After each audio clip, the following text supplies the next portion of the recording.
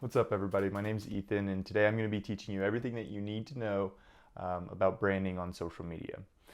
So I have a couple of notes here. We're going to start off with just kind of the basics of branding and everything like that, what it is and how we can use it effectively on social media. And then we're going to talk about building a strong identity with your brand and with your customers on social media.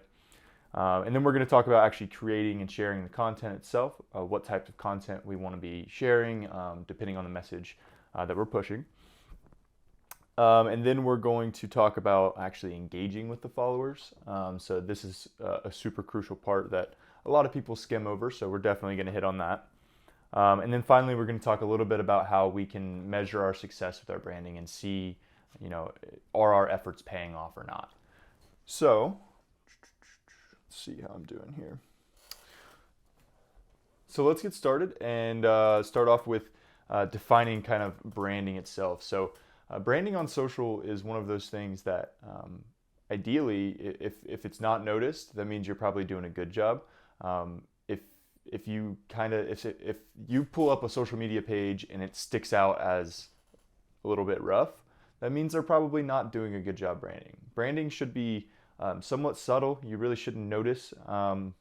But when you look for it, you should be like, wow, I really enjoy this. This is aesthetically pleasing and enjoyable to scroll through. So a couple of the basics of social media branding. Really, it's the same type of branding that you might have in your traditional forms with, a paper a handout that you might give to customers, or your display at a trade show, or a billboard that you might drive past on the road. Your social media branding is very similar to this. You want it to look good and flow with the business. However, this is the landing page that most of your customers are probably going to land on, especially if you're targeting that younger demographic. They're going to go to your socials first. That's how they're going to check you out. That's how they're going to learn more. So you want to make sure that the branding side of things all looks cohesive. It's pushing the same messaging that the rest of your business is pushing, and you really just want that branding to all seamlessly work together. Whether they're going online or they're driving past a billboard, it really should be the same experience. So a couple different elements as far as a couple of the basics with branding is you're gonna have to create like custom sized banners, cover banners. Maybe hire a graphic designer to help you out with that, or use some free online tools like Canva. These free tools will make the page look professional and allow you to have one look across all of your different channels, and it will really help you out in the end as far as the branding goes. So next I want to talk about building a strong brand identity on social. So this is one of those things that you don't think about right away, but as soon as you have been following a page for a while, you start to pick up on it. So this is how your customer will identify with you and your brand online. So if they think you're good, if they think you're bad, if they think you're funny, these are all things in your identity that you want to bring out, and you want to personify your business and personify the brand.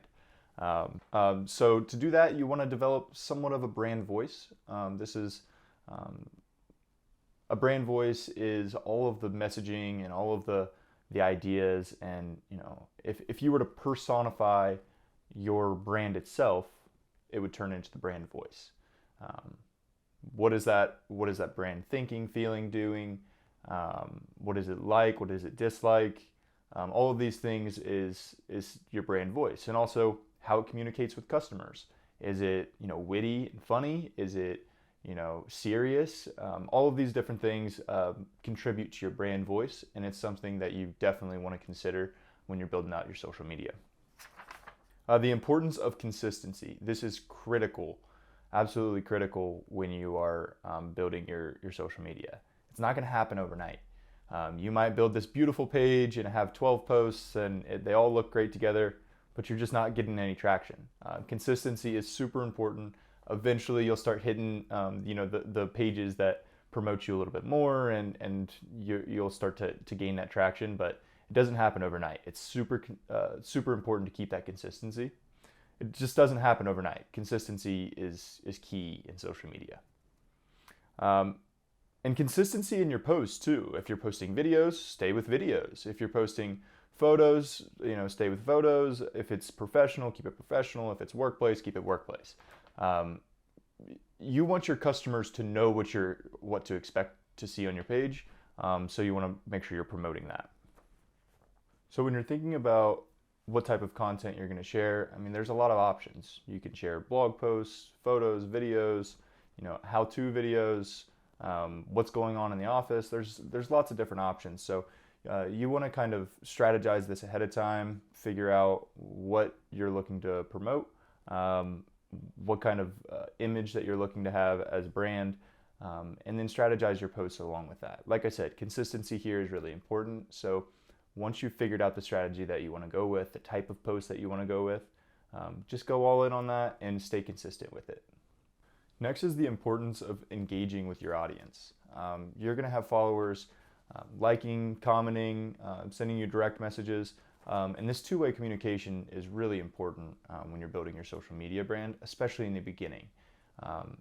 Showing you have an authentic side where you're not afraid to respond to messages or share a post that a follower might have tagged you in or something like that. This communication allows the customer to be more engaged with the brand and more likely to come back. This also helps with your algorithm. The algorithm will be more likely to boost you because you're getting interactions with your followers. The same thing happens with stories. If you were to post a story with a poll or something like that, the more people that are interacting with that, the more likely Instagram is, or Facebook, or whoever you're posting the poll on, the more likely they are to push your content because it's engaging.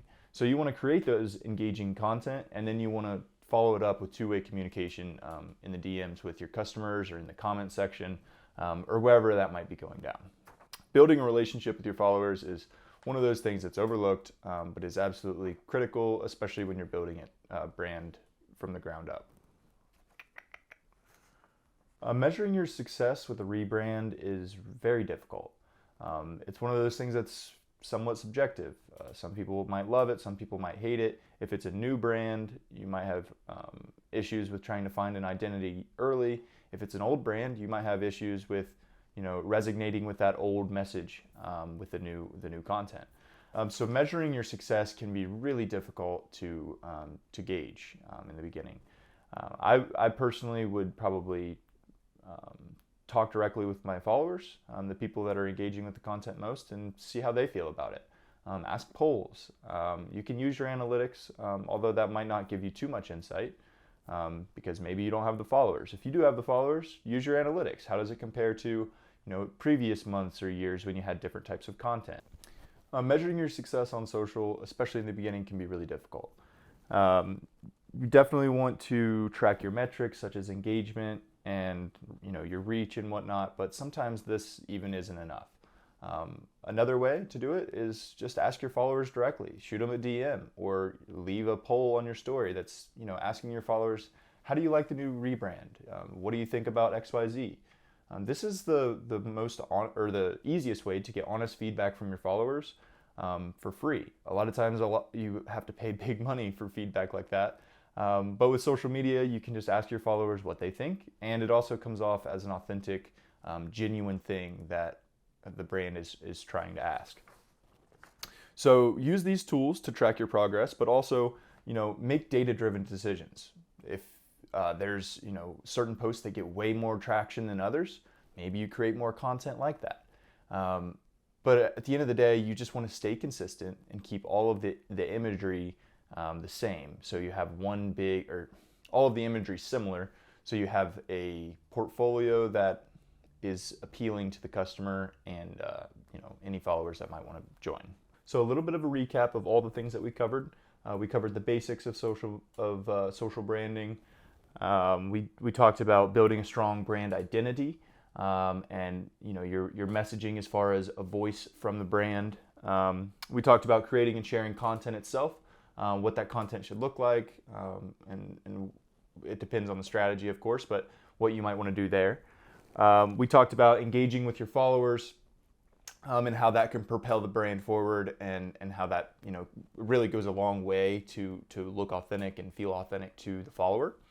And then finally, we talked about measuring that success of a rebrand or a fresh brand, or whatever you might be doing on social, and different ways that you can, you know, pick through the data to figure out, you know, was it successful or not. So hopefully these 5 points have helped somewhat with your branding needs, and now you'll be more confident in building your first brand on social media. So good luck, and start building your brand today.